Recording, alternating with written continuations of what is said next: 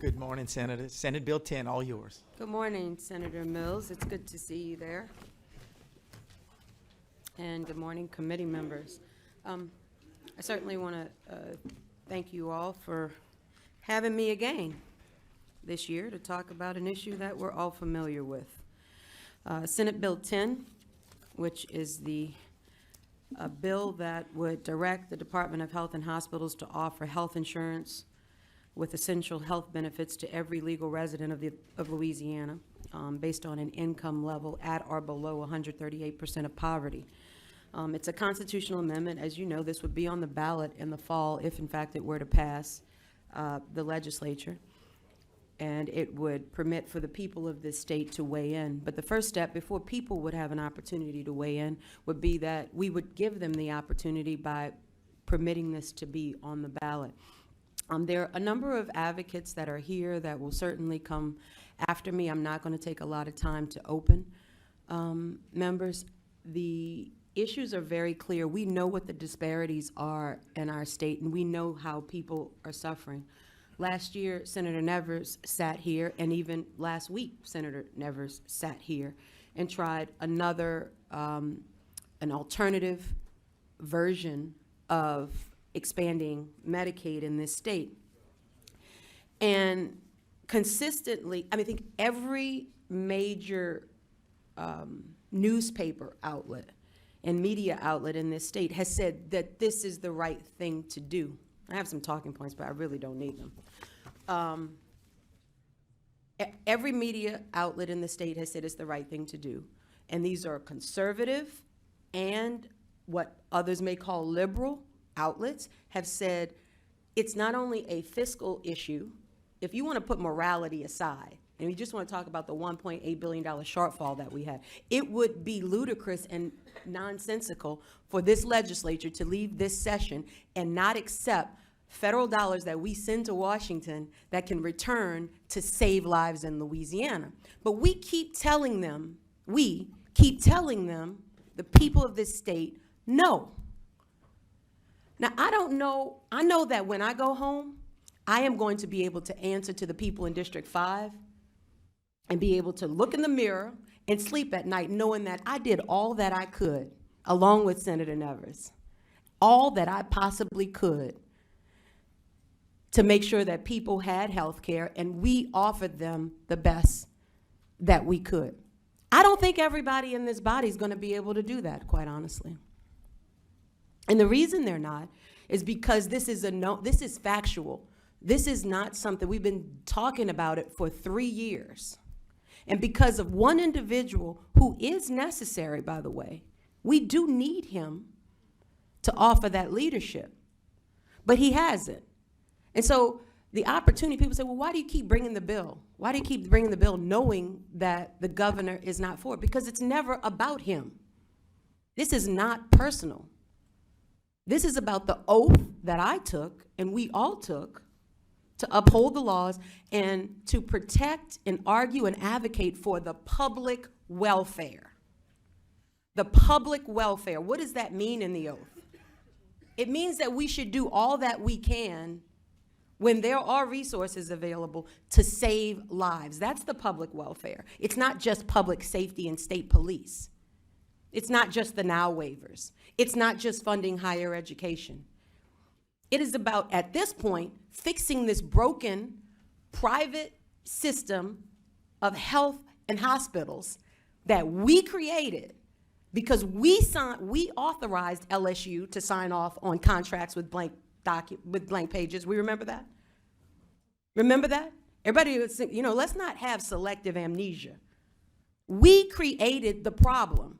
And now the Louisiana Hospital Association is stepping up, along with many others, and saying it is the right thing to do. But there's an instrument moving from the House, a resolution, by Chuck Cleckley, Speaker Cleckley, and Speaker Pro Tem Walt Lejeune.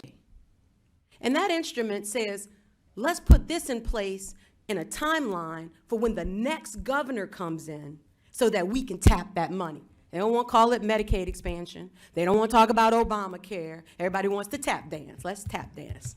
Let's just tap dance. And let's not talk about what we can do now for people, but we're all ready now. Everybody's ready to do it next year. Well, people are going to die between now and next year. And why should we do that? Because we're trying to accommodate and appease someone who has national ambition and is not focused on Louisiana. I'm not going to do that.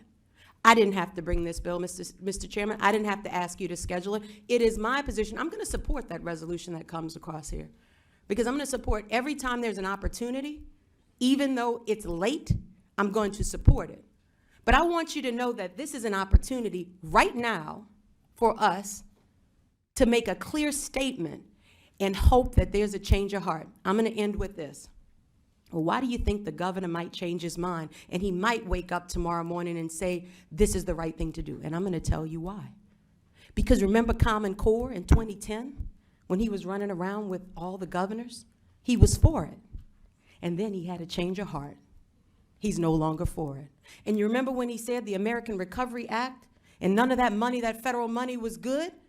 And then he changed his mind, and he was for it. And he started running around every one of our little communities with big, fat, blown-up checks saying, this is great federal money. And then the last time he said, when he first came into office in 2008, he said it's not good to use non-recurring money for recurring expenditures. And then he changed his mind. It's really good to use non-recurring money for recurring expenditures. Notwithstanding the fiscal policy on any of that, I'm just telling you that he's changed his mind 3 times, notably before. And maybe this time, just maybe this time, if we collectively, in a bipartisan way, send this message that we just want people to decide, we want to give the people the opportunity to decide, then maybe he will change his mind. Not because we said so, because the people said so. And before he leaves in January, maybe he will do something for Louisiana before he offers to do something for the rest of this country. At this time, Mr. Chairman, I'd like to just respectfully ask for the rest of my time to be shared with the advocates that are here to weigh in on Senate Bill 10. Thank you for your time. We have a question from Senator Claytor. Sure. I appreciate your passion. It's not just passion, Senator. I appreciate everything about you.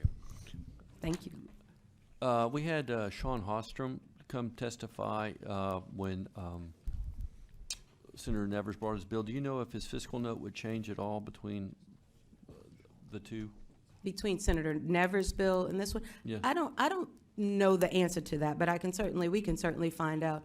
But I don't know the answers. I don't know. Okay, I thank you. don't think that it does, but I don't know definitively, and I don't want to be on the record saying that. Okay, thank you. Welcome. Senator Mills. Thank you for your testimony. Thank you. I'm trying to figure out, because last year when Senator Nevers had his constitutional amendment, I had problems with the amendment not having flexibility within the department. It seems that your bill addresses that from the standpoint the department has more flexibility from the state plan amendment. Correct. Okay, all right, thank you. You're welcome. Senator Peterson, I'm just looking at the fiscal note, and it, third line, it says to decrease the state general fund cumulative expenditures 102 to 165 over 5 years. Yeah, So we're saying it's actually going to save us money? it's always been that way. Okay, I just wanted to make sure Not only that does it save us money, it saves lives. saves money and saves lives, Good bill.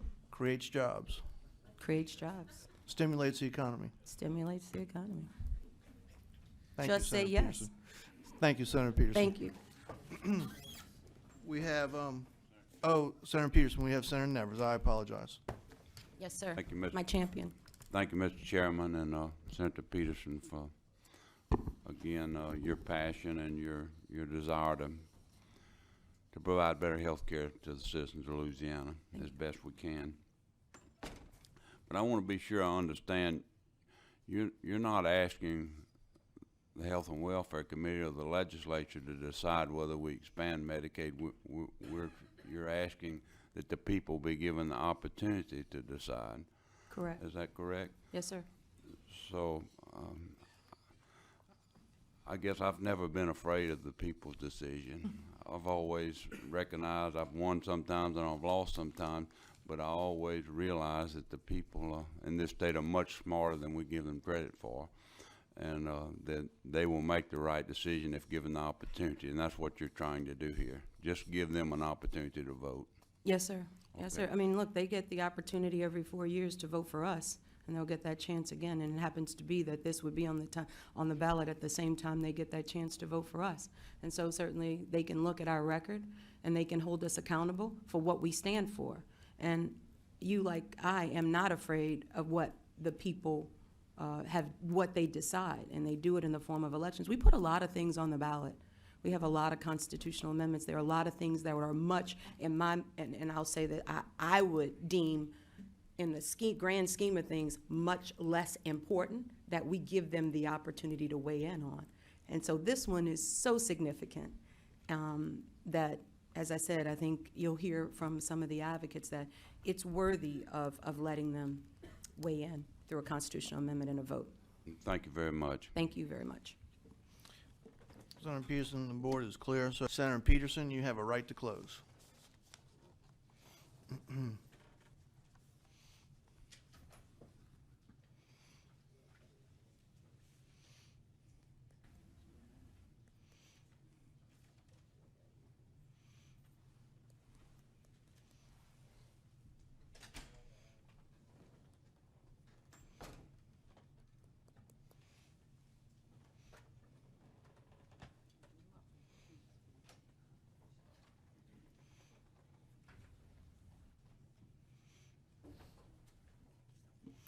Senator Peterson's always just working hard.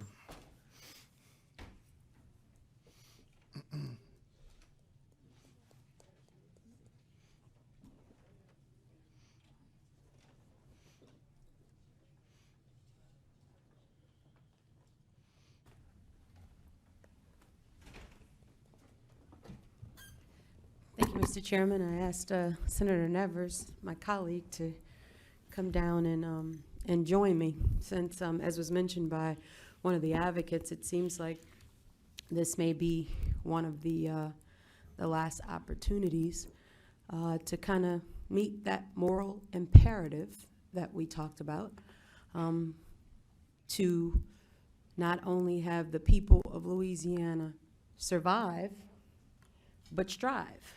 That's what I heard. Not just survive, but strive. And as a Christian who often invokes or taps into the morals and the principles that I was taught in 13 years of Catholic schooling as a Christian, I don't wear my religious I don't wave that flag a lot around here because I don't really think it's appropriate. But I do think what's appropriate is what my parents taught me about what's right and what's wrong. And sometimes there's no gray area. This is one of those times where, when I ran for office about 15 years ago in 1999, this is why I ran. There is probably no bill that I have offered that is more important than this one. The reason is because this one is a matter of life and death for a lot of people who can't afford to be here. You heard one of the advocates come up and say, you know, I want to tell a couple of stories, but the people that could tell these stories can't afford to be here because they're working. I'm very blessed. I'm blessed to get up every morning, have a place to live. I'll pass by every time I get on the interstate. I go home most nights. I pass by, I get up on the interstate right under the bridge, and I pass by, as I get on the interstate, I pass by a lot of homeless people every morning. And when I get on that interstate, I look at them and I said, but for the grace of God, that's not me. We can't choose how we're brought in this world. But I have two wonderful parents, Ken and Gwen, and I'm proud of what they did with me. They made me independent. They gave me, they taught me some fundamental lessons along with those nuns at St. Francis Cabrini and Mercy Academy. And they taught me to stand in the face of adversity no matter what And if you're doing what you believe in and what's right, people can either accept it or disagree with it. But one thing they will do, they'll respect you for the position that you take. And if you're right, it may not be today. It may not be tomorrow, it may not be this month, it may not be this year, but somebody's listening. And at the end of the day, when that epitaph is written on that stone, that's all I want them to say is, "Well done, servant. Well done."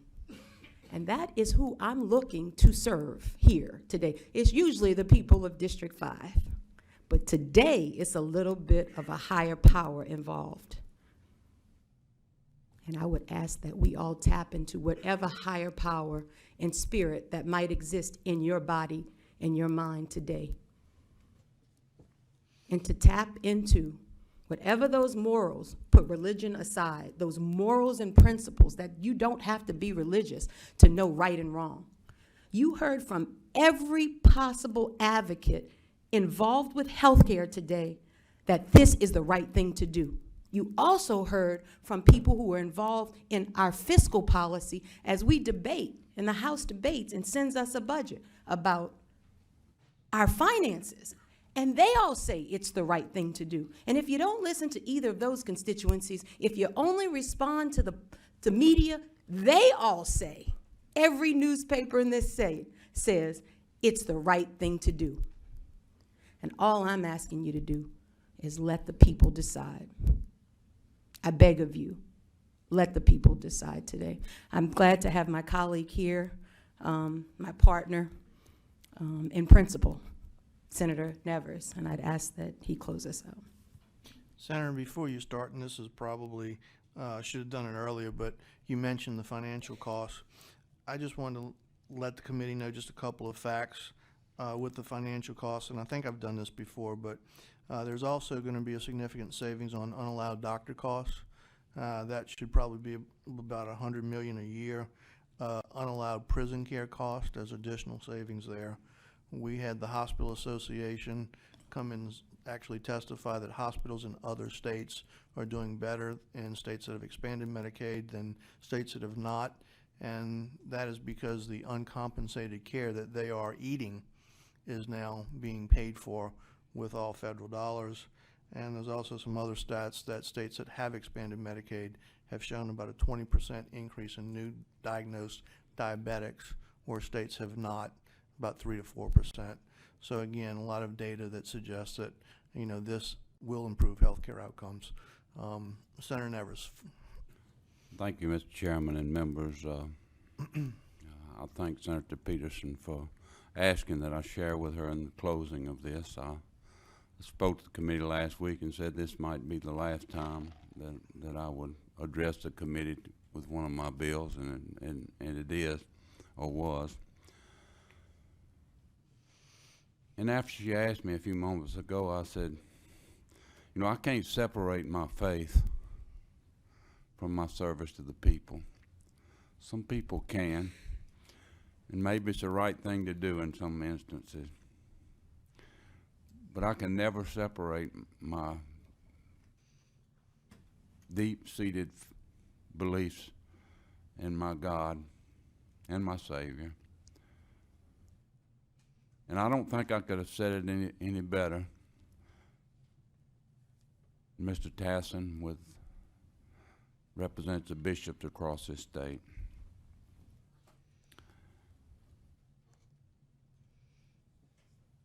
Today, Senator Peterson is not asking you to say whether you're for Medicaid expansion or you're against. She's asking you to let the people of this state decide.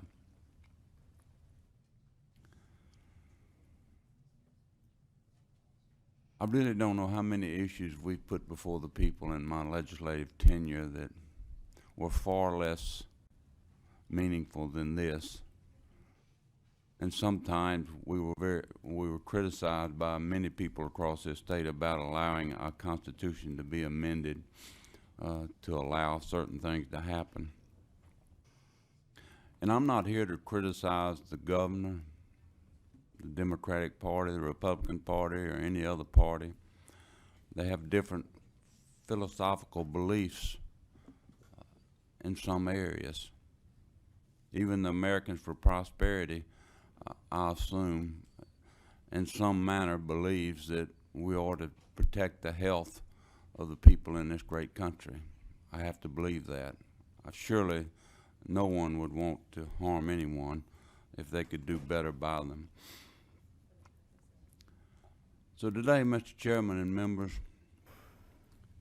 I would ask that you allow the people to decide in this state. It's the only request I have. I'm not asking you to vote for or against anything. I'm asking you to allow the people to vote on this critical issue. And it was mentioned a few moments ago by testimony, people's lives hang in the balance. Sometimes we forget that. We forget because we do have insurance and because our family is taken care of, that there are those that are quite different in our society that have no one else to turn to but to go to the emergency room after, in many cases, it's too late. So there would be hundreds of lives, according to the testimony that we heard, if we would be saved, if we were just to allow the people to determine if, in fact, we should expand Medicaid. And you know I've testified for hours here, and all of you know the facts. But because it's my responsibility, not only as a senator, but as a believer in Christ,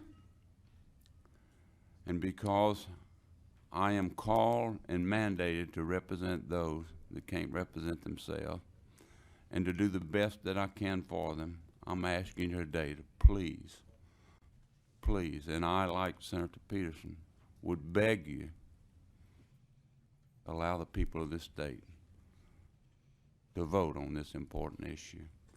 Thank you, Mr. Chairman and members, and thank you, Senator Peterson.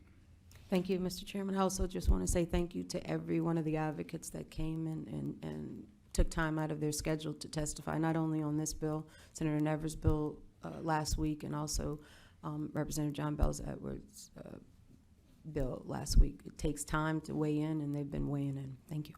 Thank you, Senator Peterson. Thank you, Senator Nevers. Members, that concludes the testimony for Senate Bill 10 by Senator Peterson. Do I have a motion? I have a motion by Senator Dorsey Colomb to move Senate Bill 10 favorably. Senator Clater. Substitute motion to defer. I have a substitute motion by Senator Clater to defer Senate Bill 10. Is there any objections to that motion? We have an objection. Will you call a roll? So a vote yes is a vote to defer. A vote no is a vote not to defer. Senator Mills? No. No. Senator Allian? Yes. Senator Buffington? Yes. Senator Clater? Yes. Senator Dorsey Colomb? No. Senator Erdie? Yes. Senator Guillory? Yes. Senator Nevers? No. No. The motion to defer carries 5-3. Thank you. Thank you, Mr. Chairman. Members. Senator Peterson. Thank you, Mr. President. Can I withdraw this set and resubmit?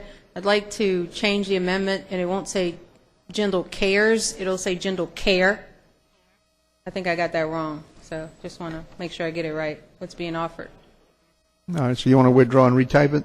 Retype, yeah, I Okay, forgot my typewriter, though. I'll type that for you. All Thank right. you.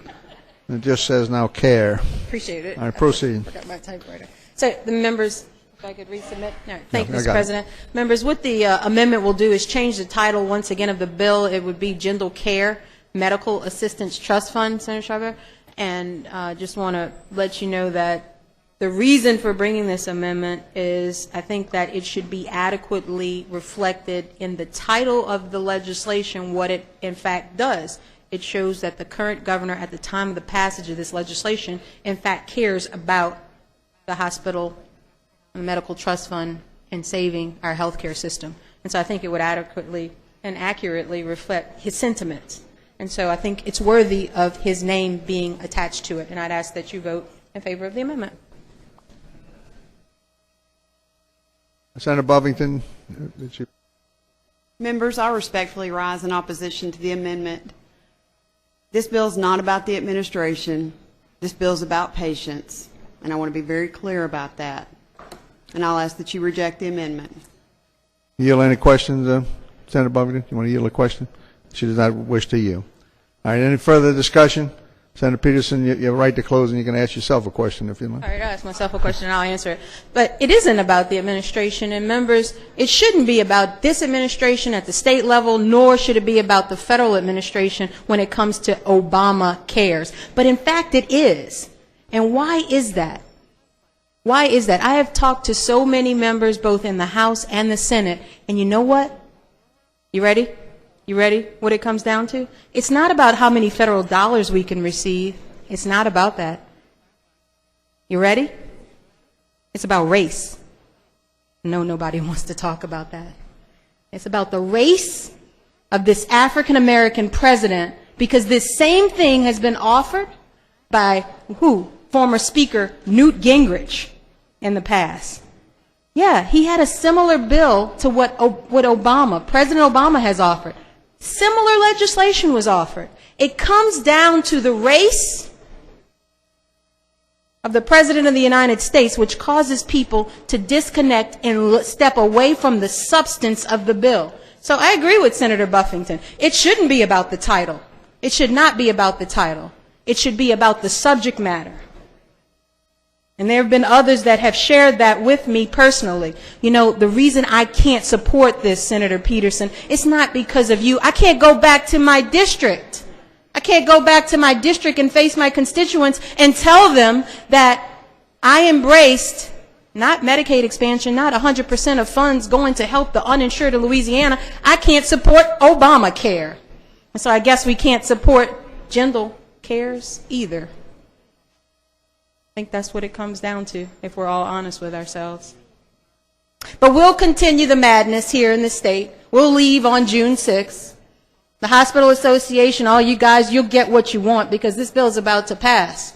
But what will you do after that when these private-public partnerships don't work? What will you do? Will you come back to the legislature begging us to help you to expand Medicaid to make the deals work? Will you be on the front line with stickers then, asking us to step up? Well, you could do that now. There's time. Time will tell. Yield any question? Lady waves.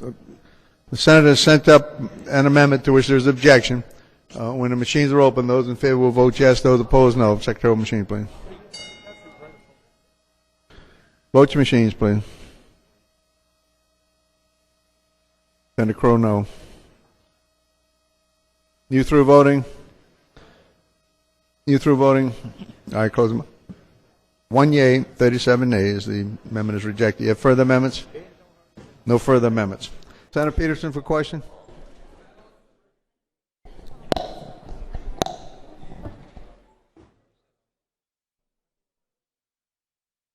Thank you, Mr. President. So this resolution is being offered for the next term, and if in fact the next governor does not act within, what's the date, April? Is it April?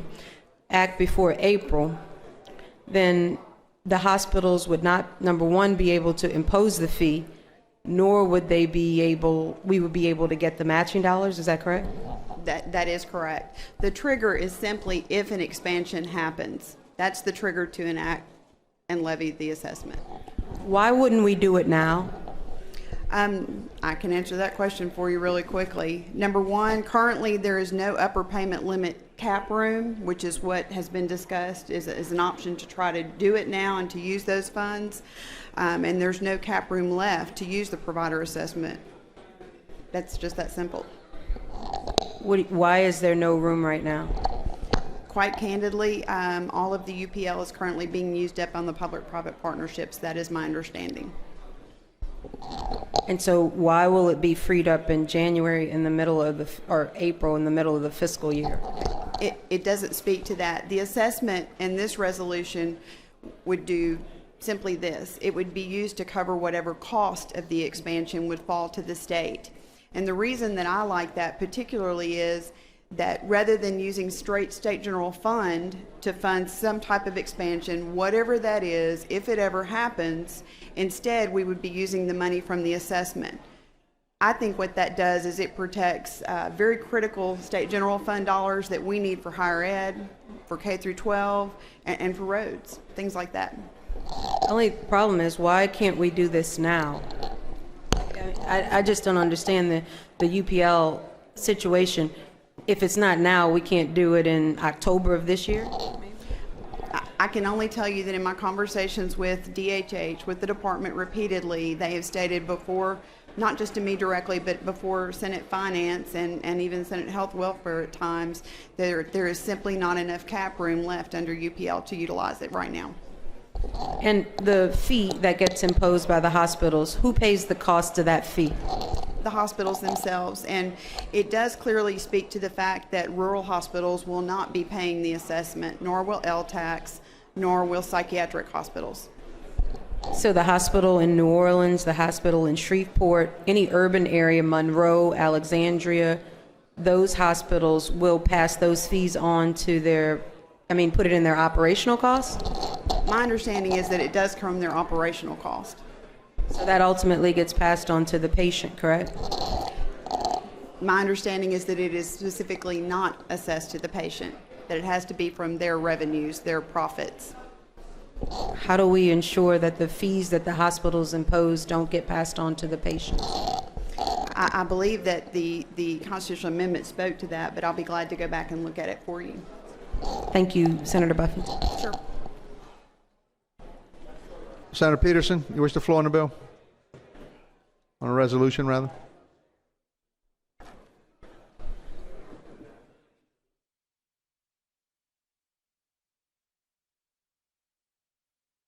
Thank you, Mr. President. Certainly, we've been, Senator Nevers, we've been at this for a minute. And finally, Louisiana Hospital Association has decided to step up. Speaker Cleckley has authored a resolution. He's decided to step up and do what we've been trying to do for 3 years, Senator Nevers. What a wonderful speech last week. This is probably one of those things that you referenced. That's what I thought about when you referenced it. About 2 years ago, you were trying to figure out whether it was time for you to go home or not.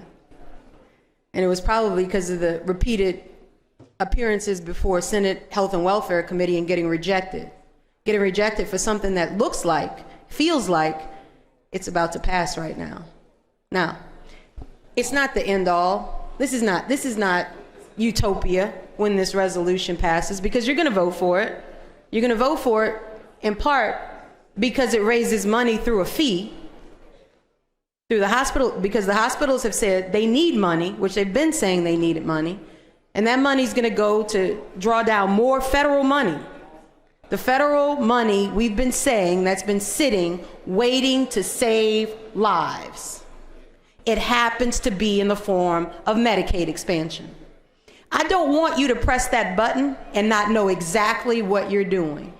You're pressing a button today for Speaker Cleckley's resolution to save lives.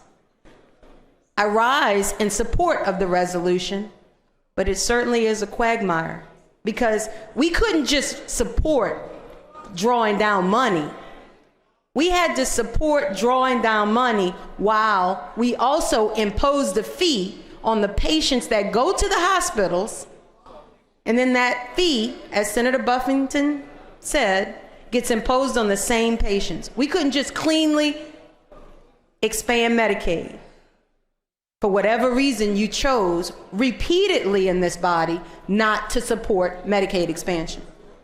I don't know why it happened, but I certainly stand hoping that Senator Buffington and Speaker Cleckley and anybody else that votes yes today sends a strong message to the next person that sits on the fourth floor, because they have a very short time once they win that election in October to make a decision that will follow, hopefully, what this body does right now. They got about 3 or 4 months, I think it's 4 months, Senator Buffington, about 4 months until April, to say we're going to stand with the Louisiana legislature and save lives. Long overdue. There are a lot of people who've been waiting for this. There are at least 60 organizations. Every major newspaper in this state has been waiting for this day. But it's kind of, it's like real quiet. It's in the form of a resolution, so it can't get vetoed. Why does it take so much to get some good things done in this state? Why you gotta come up with schemes like SAVE? Why you gotta have board of regents and all these people do all these things just to save lives and do the right thing? Why can't we just be courageous and call it what it is? It's time. We got less than 10 days left. And sometimes when you don't have a lot of time, you gotta do good things for people, even though you don't want to. So those of you that are gonna vote green, hold your nose, close your eyes. Try to forget for just 10 seconds what and who you're voting for, that thing, that 3-letter word, or is it a longer word that I can't say at the mic because the Hospital Association would go nuts if I said it? Congratulations. I'm glad you decided to follow Senator Nevers on your way out.